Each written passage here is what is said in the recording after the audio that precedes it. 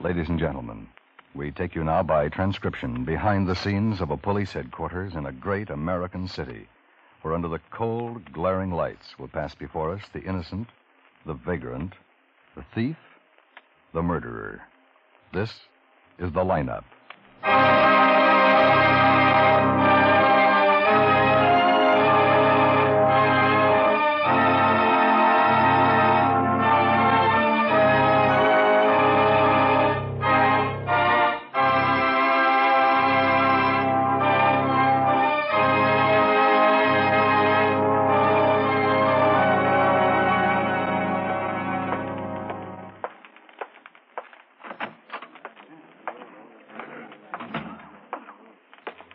Hi. Oh, hi, pal. See the wire on Pappas? No. Still owes him 7 years in Oregon. Armed robbery. Hold order on him from chief of police in Salem. Denver wants him, too. Same thing. Well, I'll be darned. Lippincott here yet? Yeah, Obler's up the front room. Over there. Oh. How about the others? Jensen, Romberg, Keffer, and Ramachenko. Full house, huh? Yeah. If all of Papa's victims showed up here, we'd have to hire the Civic Auditorium. Yeah. May I have your attention, please? You people out there on the other side of the wire in the audience room, may I have your attention, please? Thank you.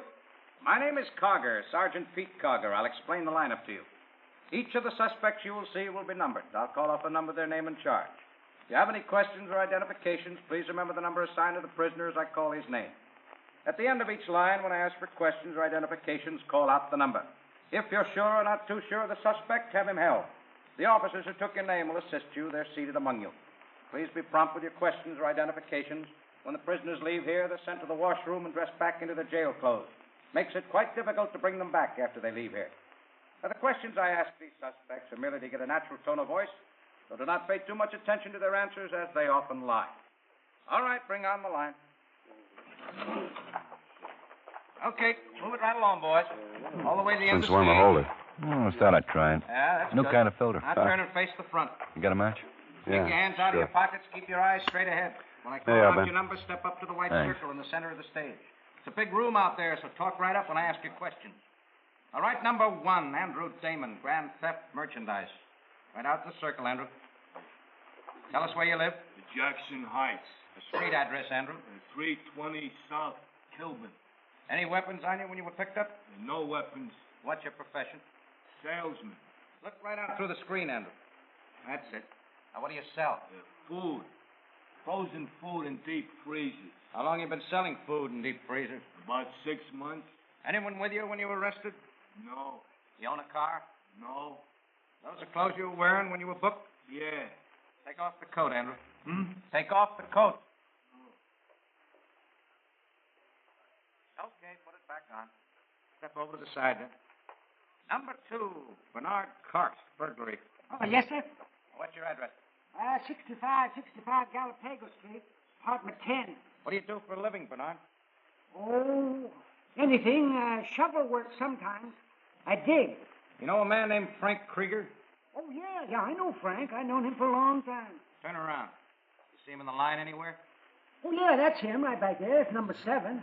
How about David Junta? You know him? Oh, sure, yeah. You see him in the line anywhere tonight? Yeah, he's standing right there next to Frank.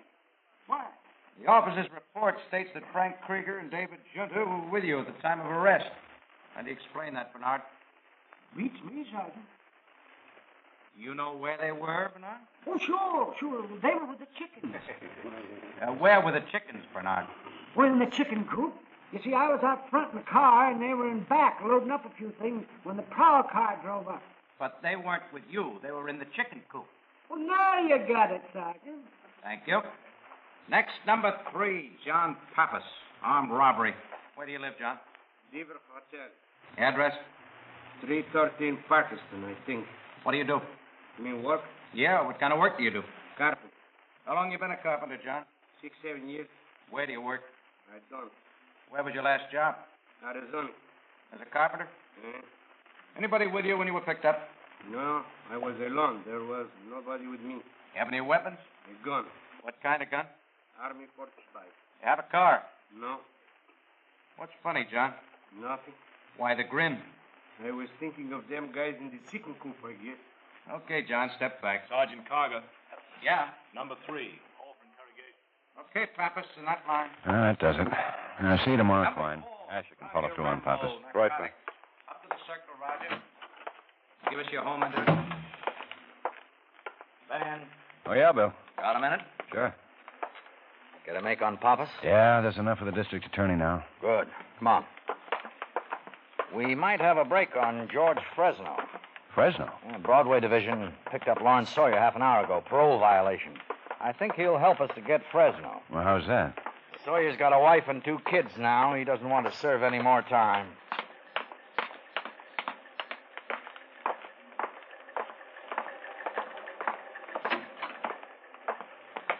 Hello, Larry. You know Lieutenant Guthrie. Hi. Hello, Lieutenant. Oh, hand me that, Ben. Oh, yeah. Thanks. Assault, huh? Yeah. Who's Herman Pollard? Just some Jake standing around in a bar I was in. I had to hit him. Capped me with needling me. You're on parole, Larry. You know you weren't supposed to be in a bar, don't you? I work till almost 9 tonight. I stopped in there for beer, and this Raymond, whatever his name is, started needling me. So I popped him, and they picked me up. And you broke parole. I've been out 2 years now. I kept my nose clean. Ask my parole officer. Ask the guy I'm working for. We will. You said something about George Fresno to Captain Hines at Broadway Division, Larry. That's right. Well, Do I get a break? what about George Fresno? He's in town again. Yeah, we know that. You want him, don't you? He's handling the stuff again. Yeah. He's working with Gunther, Talbot, and Elmer Brashy. The 3 of them have been pushing for 17 months, what we know of. Stuff's from Turkey and Greece. Tests out anywhere from 30 to 50%. We've got half a kilo of it down the lab right now. Can I have some water? Help yourself.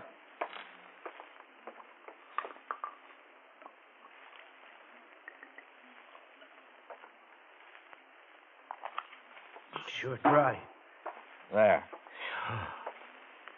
Look, I don't want to serve 2 more years for popping some guy in a bar. I did 11 out of my 13. 2 more years would break me up. Now, do I get a chance? We'll talk about that later on. Now, go on with this. I know George Fresno pretty good. Have you been seeing him, Larry? I ran into him a couple of times in the last year, but there was nothing wrong. I just ran into him. You sure that's it? The whole thing. Last week, I ran into him again, and we got to talking. He asked me if I had any contacts. He said he had a new shipment of pretty good stuff, and he asked me if I knew any buyers. Pushers looking for supply. Working with old-timers like Gunther, Talbot, and Brashy, he asked you? You never worked in dope, Larry. What are you trying to give us? I know it sounds screwy. You don't expect us to believe it, do you? Well, it's true, Lieutenant. So help me. And I think I got the pitch on it. Now, maybe I'm wrong, but Fresno's handling this load by himself without Gunther and Brashy. What makes you think that? Well, he told me to keep it under my hat. He gave me his phone number and said to talk only to him. And he wants you to help him get rid of it. Is that it? Well, he offered me the chance, just like I told you. And what'd you tell him? Well, I didn't want to take no chance, but I didn't want him to think I was turning up my nose. So I just told him I'd keep my eyes open. Doesn't seem right, him asking you, Larry, not when he's got his own contacts. Now, how long have you known him? You a good friend of his? Well, I met him when I was doing my bit up there. We used to meet in the library. But I known about him since I was a kid. Yeah, he was running booze then, and we all know what he made and how he lived. Larry, a lot of people know George Fresno. A lot of people met him in prison.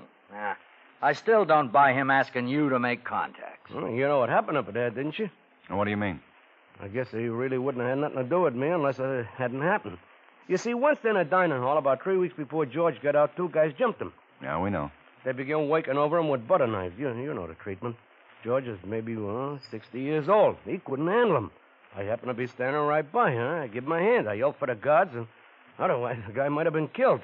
I guess he liked me for it. Anybody else in on it? There were other guys around, but nobody else helped him.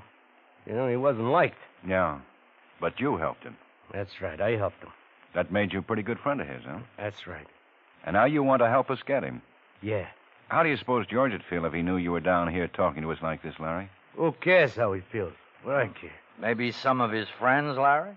Those guys who handle heroin ain't got no friends. Gunther, Talbot, and Brashy? Maybe you could get them, too. They don't worry me neither. If all that worries me is keeping my job toting them centuries of cement every day, I don't want to go back to prison. I had enough.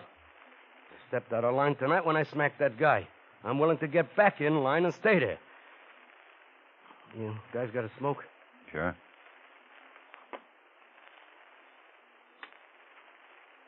Thanks. Now, George asked me for a contact to unload some of the stuff. He wouldn't ask everybody, you know that. A plant working for you would help a lot. George is a smart operator, and it might take a long time for you to get somebody in there. I could get in right away and set him up. He's gone up once on income tax and once on carrying concealed weapons. He never had a big rap, but I know you want him. Listen to me. George lives over on Palace Drive. He's got an apartment that costs $2,000 a month rent. Pretty nice place. Books, television, couple of servants. I live on Everett Place. $45 a month. And I'm nubbing to get it together. But I got a wife and 2 kids there when I get home. I like living like this, Captain. Give me a chance to stay with them, will you? Please? Huh, Captain, please?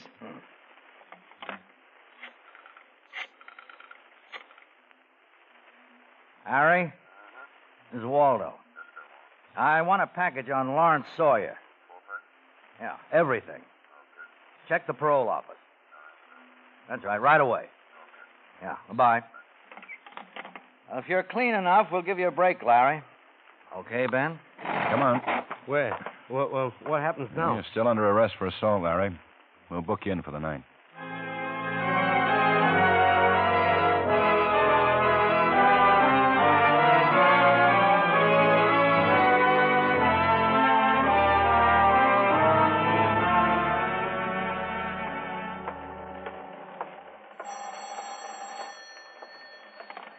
Hello, Ben. Hi.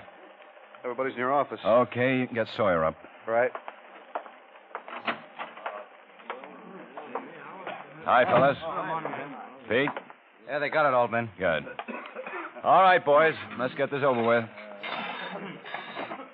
Captain Waldo's decided to use Lawrence Sawyer on this.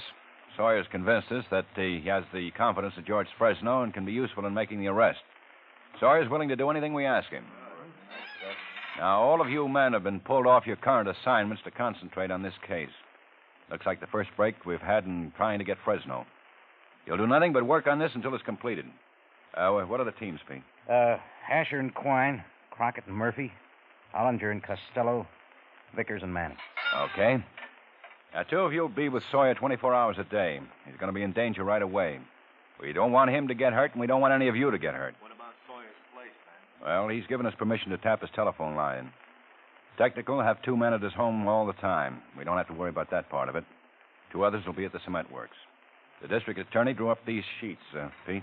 Yeah, Ben. 4 charges we might be able to get Fresno on. Importing, concealing, selling, or transporting. To make any of these charges stick, we have to arrest him with the goods on his person. Now, remember that. No arrest, no action on our part until George Fresno's got something on his person. Now, that may happen tomorrow, may happen a year from tomorrow. But we're going to stop him this time. Okay, Ben? Yeah? All right, Larry. This is Lawrence Sawyer. Some of you know him, some of you don't. How do you feel, Larry? Okay, Lieutenant. Okay, sit down. Yeah? Yeah, right there. Oh, okay. Okay, Larry? You have an outside line. Yeah.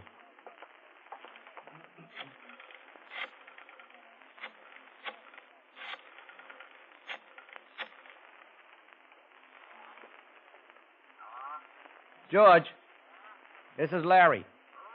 Larry Sawyer. I've been thinking about that, you know what we talked about last week? How about having a drink, George, and talking about it? Okay, George, I'll be there. So long. I'm going to meet him for a drink this afternoon at Amos's Bar and Grill. That's on 17th, right below Grant. Asher, Quine? Yeah, Ben. You be there, too.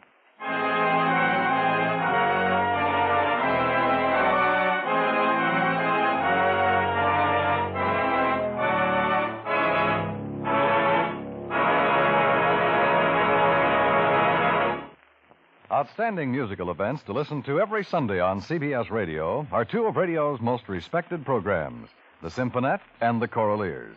Sundays in the daytime, it's the Symphonette, bringing you light popular classics, and in the evening, it's the Choraleers, singing the songs of the barbershop quartets and men's choruses of bygone years.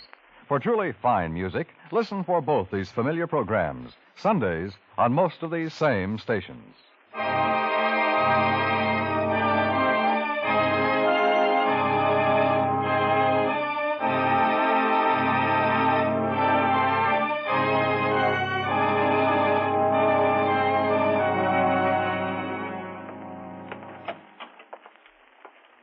Morning. Morning, Ben. Hot out. Yeah. 3 weeks now, Ben. Yeah. It's going slow. What happened last night? Sawyer met Fresno again. We talked about price. And that's about it. What's the holdup, Ben? Well, Fresno's cagey.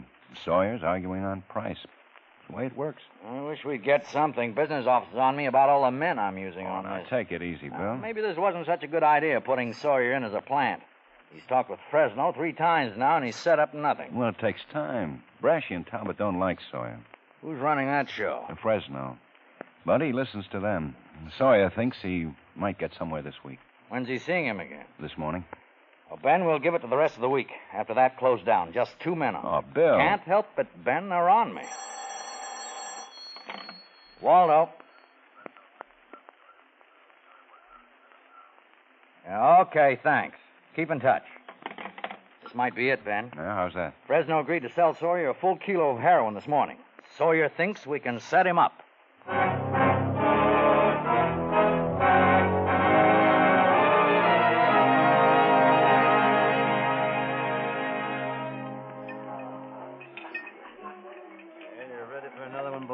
No, thanks. Oh? What's the matter? Something wrong with it? Oh, it's okay. Just taking our time. Okay. I'd like to. Yeah. There he is. Yeah. Hello, Lieutenant. Sergeant. Hi, Larry. Sit down. What'll you have? Beer. Here. Drink mine. Thanks.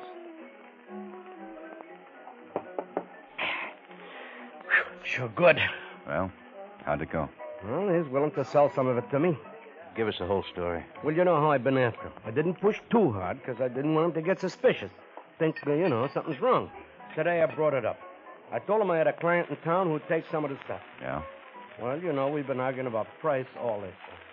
He said he'd have to go 8,000 straight. I tried to make it look good and argued for 7,500. Well, we finally made a deal. 78. A full kilo? Yeah. He beefed me up about how high grade it was. 65%, he said. I told him my client would like that. Hey, look, I'm going to need some cash. What's the deal? He'll want to see $700-800 before he shows me anything. I know that. I try to argue him down, but he wants it all in cash. And I got to have it. Well, you'll have it. When's the delivery? Well, I'm supposed to meet him at the corner of Albion and 6th at 9 o'clock tonight. He say he'd have the stuff with him? No, he didn't. And I didn't ask him. He's pretty cagey. It may be a running around testing me. I don't know. Oh, I sure be glad when it's all over. Who was with him when you talked? Talbot and Brashy. I was wrong thinking this was something George was handling just for himself. They're in on it, too. Are they going to be there? I don't know. Did you tell him who your client was? I did it just the way we talked about it. I just said it was a friend of mine from California. He asked me for a name, and I told him I'd rather not say. We let it go at that. He was more interested in arguing about money than anything else. 9 o'clock, Albion and 6th, huh? That's it. Okay, Larry. Yeah. Thanks for the beer, Sergeant. Yeah. Hey, you know something? What? That guy'd kill me if he knew what I was up to. Well, you've known that all along. Yeah, but I just began to think about it a minute ago.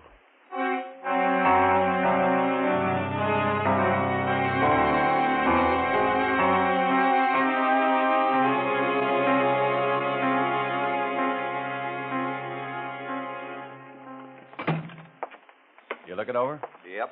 Doesn't look like too much of a problem, Ben. Straight intersection, filling station on one corner, apartment house across the street, another on the opposite corner, and a vacant lot. What about the apartments? Well, we checked around as much as we dared to. Didn't find anything. Brashy lives over in Pershing Heights. Talbot's got a hotel room in the Dayton. Some of the others could be living around there. Yeah, but we don't know anything about them if they do. How about the filling station? Oh, it's independent. Guy who runs it's been in business 17 years. I checked his help, all clean. Okay. I want one car parked on the street in front of the vacant lot, another one on the filling station. You can set Crockett and Murph up inside one of the apartment buildings and Ollinger and Costello in the other. Okay. Now, this may be just a starting point. I'll have a radio control set up right in the area. Sawyer has to get in the car with Fresno. We'll follow. Who's going to handle that part? Pete and I'll be in the command car. If he moves out, we'll move after him. But we'll want somebody ahead to pick him up. I can't risk tailing him very long. Yeah. We can all start at 6. Well, that should give us plenty of time, I guess. Been a change, Ben. Yeah, what? That was Ollinger. Fresno just called Sawyer about tonight. The delivery off? Fresno's worried. He wants to meet Sawyer's client.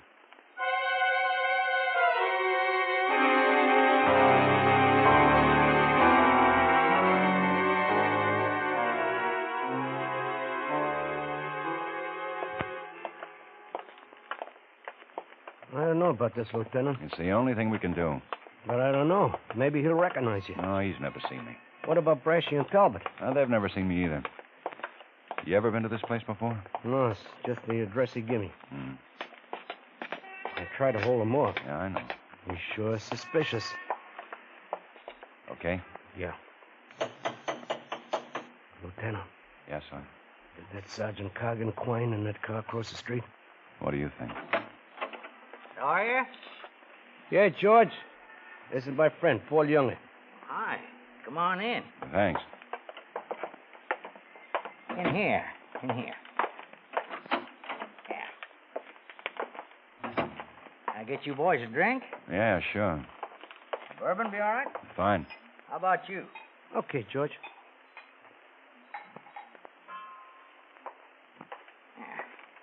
Thanks. Thanks. Sit down. Get comfortable. How long you been in town, Younger? 3 weeks. Los Angeles? Santa Cruz. Where you staying?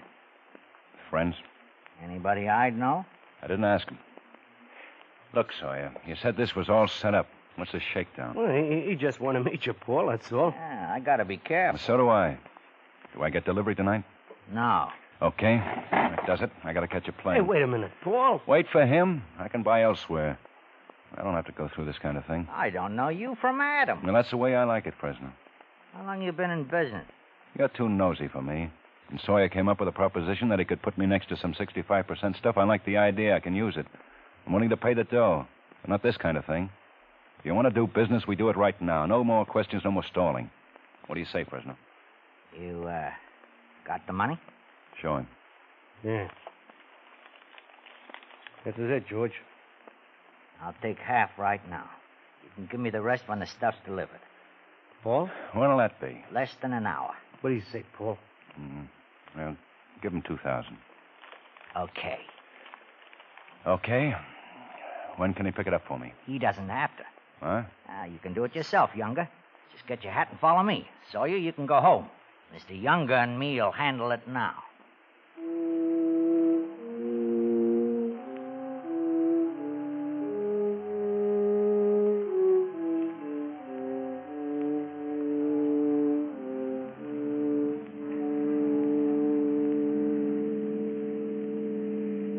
Larry's a nice boy, Mr. Younger. Always been good to me. Yeah. He says you're all right. Well, I think you're all right. That's the way I feel about him. Mm-hmm. No hard feelings about me asking to meet you. No. Yeah, Larry's a nice boy. I gotta be careful, though. Boy, everybody does, you know. Mm-hmm. Where are we going? Oh, not far. Just a few more blocks. You know, it must be nice around Santa Cruz this time of year. Yeah. Ever do any fishing? Some. Go down to Mexico, mostly. Yellowtail. Yellowtail. Yeah, it's nice fish. Are we here? Just being careful.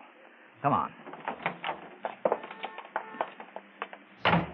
Can't ever tell who's out looking around. Yeah. Well, what now? Don't get excited. This won't take long.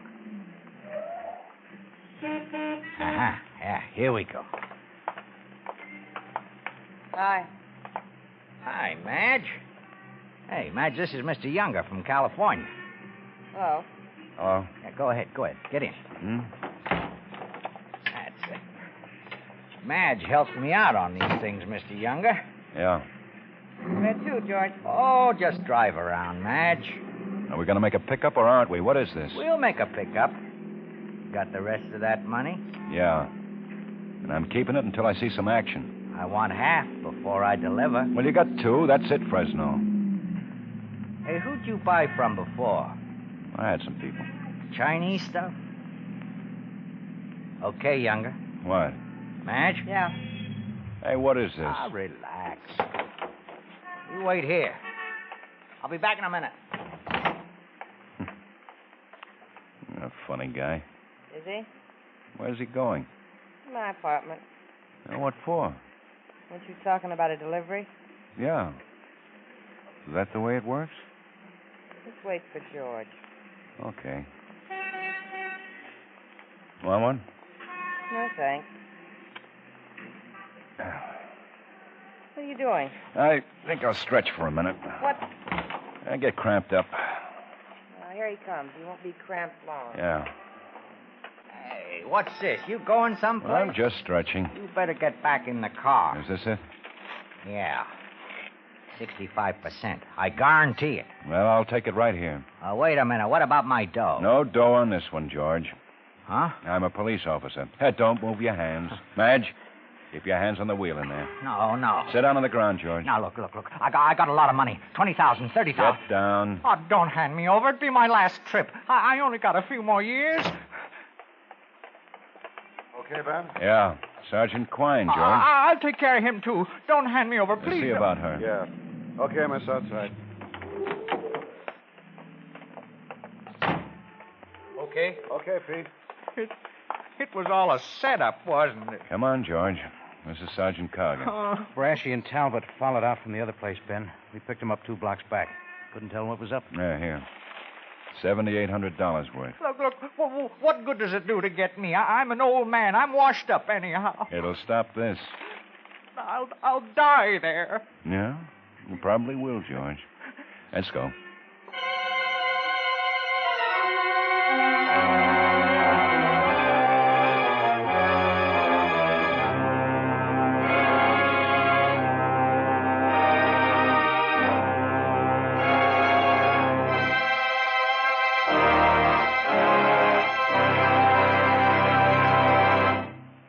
The lineup, where before you pass the innocent, the vagrant, the thief, the murderer.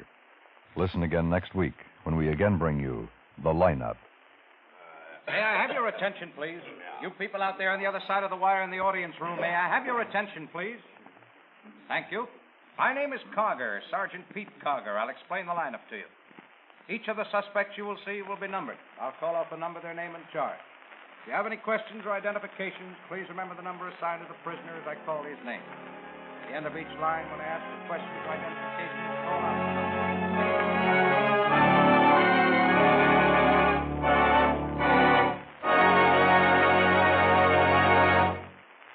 The lineup, starring Bill Johnstone as Lieutenant Ben Guthrie, with Jack Moyles as Sergeant Pete Carger, was written by E. Jack Newman with music by Eddie Dunstetter.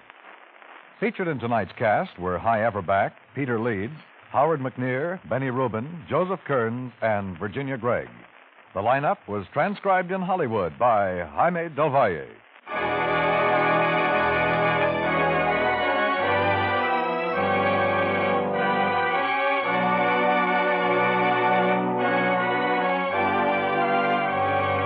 Sunday nights, hear Lionel Barrymore, host, narrator, and frequent star of a distinguished dramatic series. You'll find the plays are of the same high caliber as you've heard in years gone by on the program CBS Radio called Your Thursday Night Playhouse. This year, with Lionel Barrymore as host-narrator, it's your Sunday Night Playhouse on most of these same CBS radio stations every week. Dan Coverly speaking. This is the CBS Radio Network.